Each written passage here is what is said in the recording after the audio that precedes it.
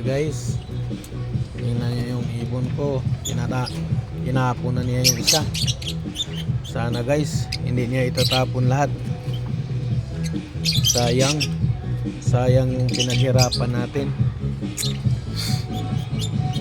Kung kailan siya mag-itlog, saka siya nagtatapon. May nagpa-music kasi dito kahapon guys sa baba. Siguro na-stress siya. Ayaw kasi niya ng gano'n na maingay. Kaya kayong mga guys, pag kayo ang nag-ibon, sa mga hindi nakakaalam sa pag-iibon, kailangan iibon nyo kasi. Kailangan doon sa tahimik. Dito kasi, yung iba ko, sanay na. Ito kasi bagong ano to. Pero nakapag first class na ako dito. Pangalawang class to. Ngayon lang siya nagkaganyan.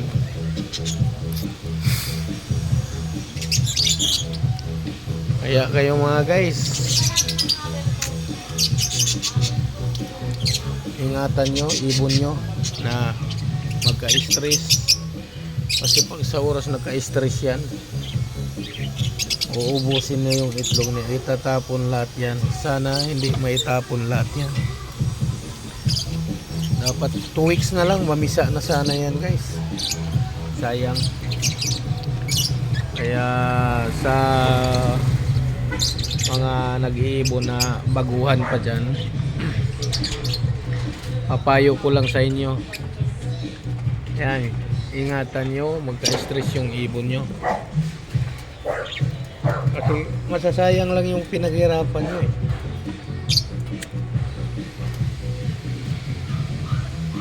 Kita mo, nagtapon na siya ng isa. Sana titirahan pa tayo niya, hindi na itatapon lahat yan.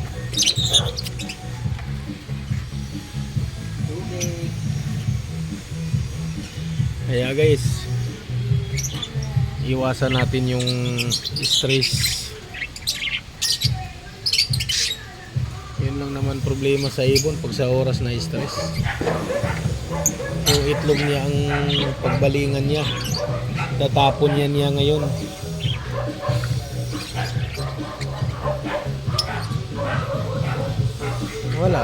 Walang mangyayari sa pinaghirapan nyo.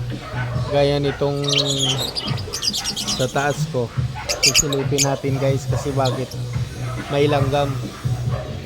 Ibig sabihin, pag sa oras na nilanggam yung nisbak, namatayan tayo ng inakay.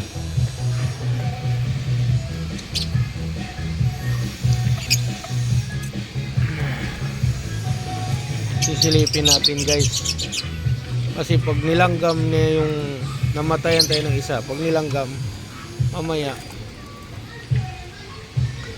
kakagatin yung mga inakay natin lahat dito, mamatay.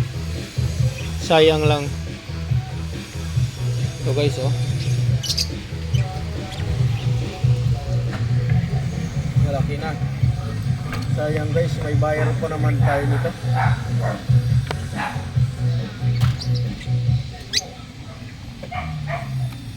May bayar na tayo nito guys. 5 to sila, pero nakita ko parang 4 lang. Namatay na siguro ang isa, yung bunso. Hindi kasi natin pwede hawakan yan guys. Alam niyo kung bakit? Pag hinawakan natin yan, mamaya masilan ng magulang, papatayin niya yan lahat. Kasi nangyari na sa akin yan.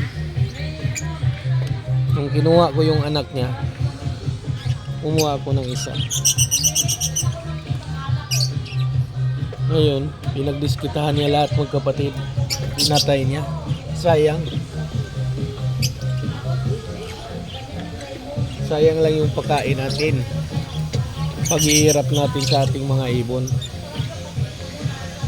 Hayaan muna natin siya. Samandikunin ko na lahat yan sila guys. I-unfeed natin.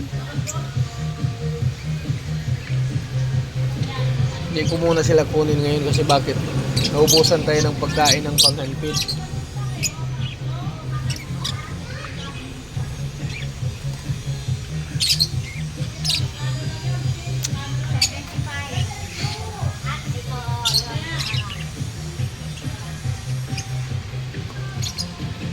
Alam niyo itong mga box na to guys, puro to may mga laman lahat.